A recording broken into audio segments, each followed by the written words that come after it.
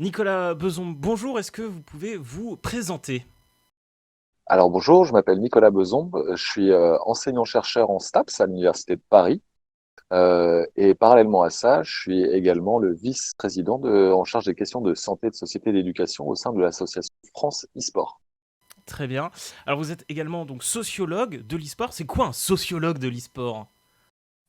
Et ben, c'est quelqu'un qui utilise les sciences humaines et sociales, donc la sociologie, l'anthropologie, la psychologie sociale par exemple, pour essayer de comprendre finalement ce qu'est ce phénomène, ce fait social total, comme pourrait dire Marcel Mauss, qu'est l'e-sport, puisque l'e-sport, c'est à la fois une pratique, mais c'est aussi des personnes qui jouent, donc des communautés qui partagent des codes, des valeurs, des normes, du matériel, un langage indigène spécifique, et essayer de le comprendre, montrer quelles sont les interactions sociales qui existent entre toutes les parties prenantes qui participent à cet écosystème.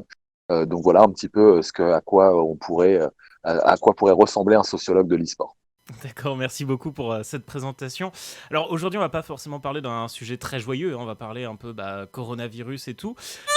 Quand on est un acteur de l'e-sport, comment on réagit quand on voit que toutes les compétitions sont annulées ou se reportent petit à petit? Bah, tout d'abord, on essaie d'essayer d'estimer d'une certaine manière l'impact que la crise sanitaire et ce confinement a sur les différents acteurs de l'industrie sportive. Et quand on les interroge, on se rend compte que c'est plutôt un impact assez négatif, puisque faut essayer de comprendre, c'est que effectivement, même si l'e-sport est le fruit de la révolution numérique et que historiquement et même intrinsèquement, l'e-sport est une pratique qui est numérique et donc qui peut se retourner en ligne, elle est aussi fondamentalement liée et sa popularisation est fondamentalement liée finalement à une pratique événementielle en physique qui lui a permis finalement de rassembler les joueurs, de créer du lien, de passer on va dire, d'une activité de niche à une activité plus mainstream, même si on n'est pas encore aussi mainstream que le sport avec l'e-sport, mais en tout cas de se populariser et que donc la plupart des acteurs de l'e-sport sont engagés dans le secteur événementiel et en tout cas miser énormément sur ce secteur événementiel puisque c'est ça qui permettait d'attirer les visiteurs parce que les événements sont très spectaculaires et aussi bien évidemment les joueurs. C'est ce qui crée l'atmosphère, c'est ce qui crée le suspense et ainsi. Donc on voit que la plupart des acteurs qui font partie du secteur événementiel e-sportif aujourd'hui se retrouvent soit donc à annuler leurs événements, soit à les reporter, mais avec un manque de visibilité assez important sur quand ils pourront finalement les reporter ces événements, même s'ils ont déjà annoncé des dates. La réalité c'est qu'ils savent pas vraiment s'ils pourront les tenir à ces dates-là, et donc potentiellement des sorts qui eux aussi subissent cette crise sanitaire et donc des problématiques financières et économiques qui font qu'ils sont pas certains non plus, ces sponsors, de pouvoir continuer à assurer finalement assurer les contrats qu'ils avaient engagés avec les organisateurs. Et donc on se retrouve avec une bonne partie, mine de rien, de l'écosystème e-sportif qui est en train de souffrir parce que finalement c'est un manque à gagner qui est assez important, des visiteurs qui seront pas là, des événements qui pourront pas se tenir. Alors effectivement, l'une des grandes facultés du secteur e-sportif, c'est d'être extrêmement adaptable, très flexible et d'être capable de se retourner assez vite. On l'a bien vu, la plupart des événements ont réussi à passer en ligne quand ils en ont les moyens, parce que ça demande des compétences de faire des compétitions en ligne, c'est pas forcément évident. Tout le monde n'est pas capable de faire passer un événement physique à un événement en ligne parce que ça nécessite des infrastructures. Et puis ça met en lumière une fracture numérique qui est assez forte aussi. Tout le monde, que ce soit géographiquement ou en termes de catégorie sociale, n'a pas accès à Internet à haut débit. C'est pas forcément évident. Et puis ça demande des compétences pour les organisateurs d'événements d'être capables d'avoir des serveurs qui soient dédiés pour accueillir des compétitions et ainsi de suite. Ça demande aussi, ça pose des questions en termes d'équité e-sportive parce que comment s'assurer que c'est bien les bonnes personnes qui jouent derrière leur écran quand c'est en ligne, comment s'assurer qu'ils n'utilisent pas des logiciels de triche. Et puis ça coupe finalement d'une certaine manière les grandes compétitions internationales parce que les joueurs dans des zones géographiques différentes, Amérique du Nord, Europe et Asie, jouent pas sur les mêmes serveurs pour des questions de latence. Et donc, toutes les compétitions qui voyaient des équipes nord-américaines affronter des équipes asiatiques aujourd'hui sont plus possibles parce que les serveurs sont sur des zones géographiques différentes. Donc, malgré tout, on voit qu'il y a une vraie forme de résilience de la part des acteurs de l'e-sport, qu'il y a de nouvelles, de nouvelles dynamiques qui se sont mises en place, qui sont extrêmement positives. Mais disons que tout le discours des médiatiques qui aurait tendance à dire que l'e-sport aujourd'hui aurait une grande opportunité liée à la crise financière me semble complètement exagéré. Comme tous les secteurs, finalement, l'e-sport souffre aussi, au même titre que le sport, la culture ou tous les autres secteurs d'ailleurs. Bon, merci beaucoup. Bon, ça a anticipé plusieurs de mes questions, donc c'est vraiment parfait.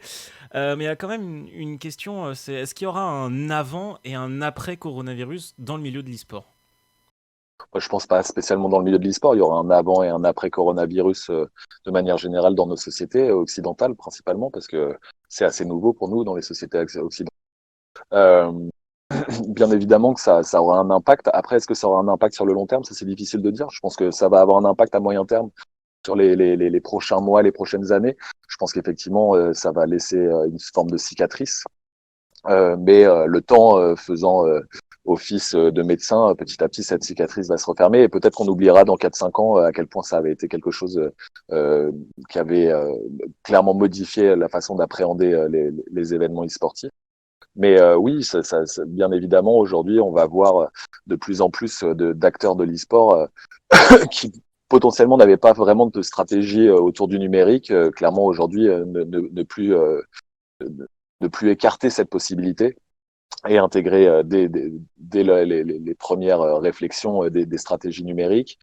Certainement, je pense que de manière générale, il y a toute une réflexion en termes d'impact comment dire des hommes sur nos sociétés, quoi. C'est-à-dire à quel point aujourd'hui toutes comment dire toutes les activités humaines ont un impact sur nos sociétés et que forcément faire des événements de grande ampleur qui vont modifier, que ce soit d'un point de vue notamment économique ou écologique, nos sociétés, aujourd'hui, c'est peut-être pas la meilleure chose à faire et qu'il faut peut-être revoir un petit peu les ambitions à la baisse, d'une certaine manière.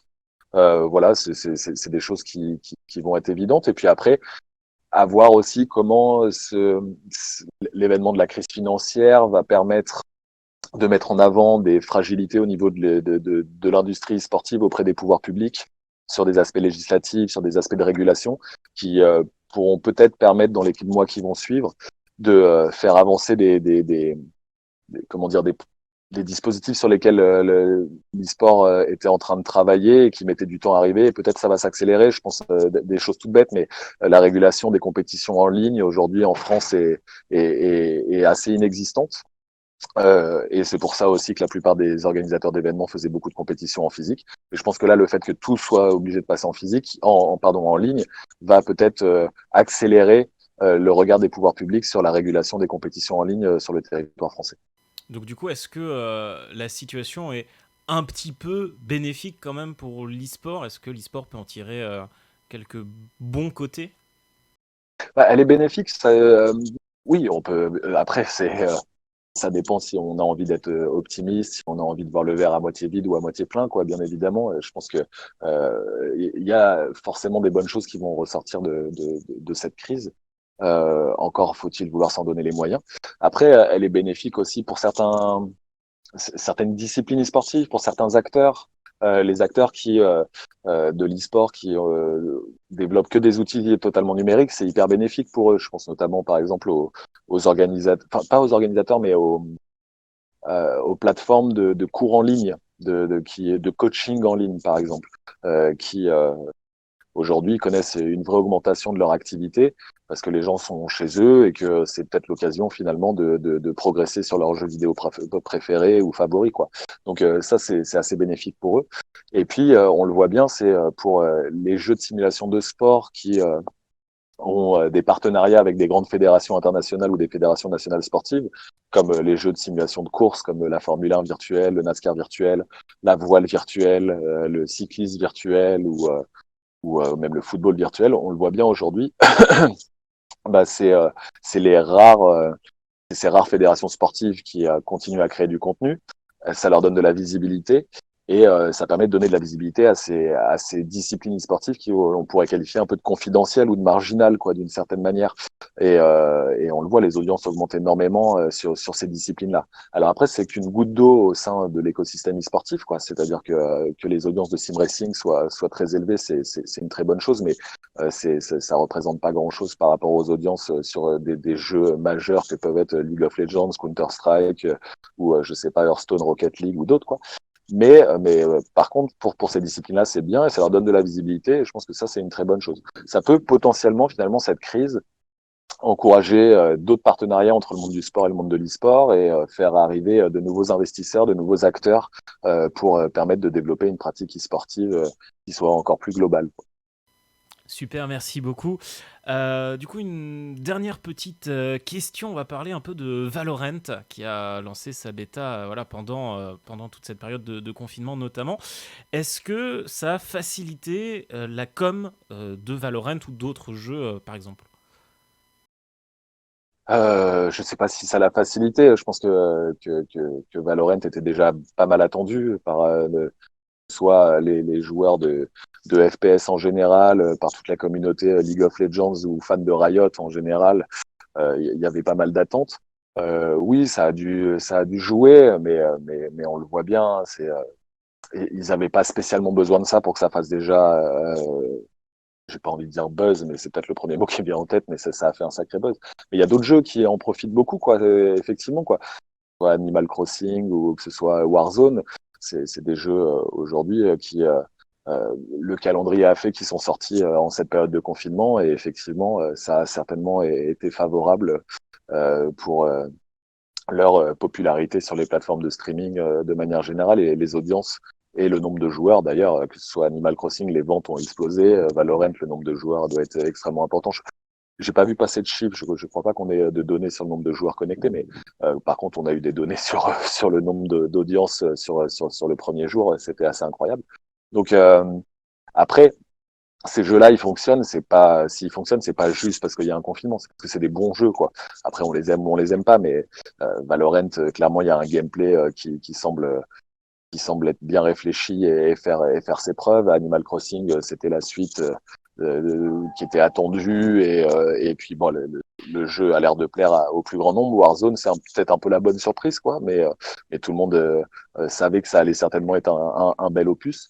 Donc donc oui, ces jeux-là doivent certainement profiter du confinement, mais je pense que c'est avant tout parce que derrière il y a des équipes de développeurs et qui ont bien fait leur travail, quoi. C'est surtout des bons jeux avant tout, quoi. Ouais, si on peut l'appeler heureux, ce hasard de la crise sanitaire, mais en tout cas, oui, ça leur sert. Disons que là où c'est un heureux hasard pour eux, c'est que ces jeux sortent à ce moment-là et pas dans 3 mois, quoi. Je pense que tout le calendrier de sortie des jeux de l'industrie du jeu vidéo là, qui est prévu pour octobre-novembre, notamment la sortie des nouvelles consoles, je pense que là, c'est catastrophique ce qui est en train de se passer parce que euh, même quand on développe un jeu, le faire à distance en étant confiné en télétravail, c'est pas évident. Et les nouvelles consoles qui sont prévues, a priori, la plupart comment dire, des usines sont à l'arrêt. Donc la vraie question, c'est est-ce que la PS5 et la nouvelle Xbox vont pouvoir sortir à la date prévue et tous les jeux des éditeurs qui étaient prévus pour sortir sur ces nouvelles consoles, est-ce qu'ils vont pouvoir sortir? Et donc si ça doit tout décaler de 5 ou 6 mois, la plupart des éditeurs et développeurs de jeux vont avoir une fin d'année extrêmement compliquée, quoi. Parfait. Eh ben, merci beaucoup d'avoir répondu à toutes mes questions. Bah, avec plaisir.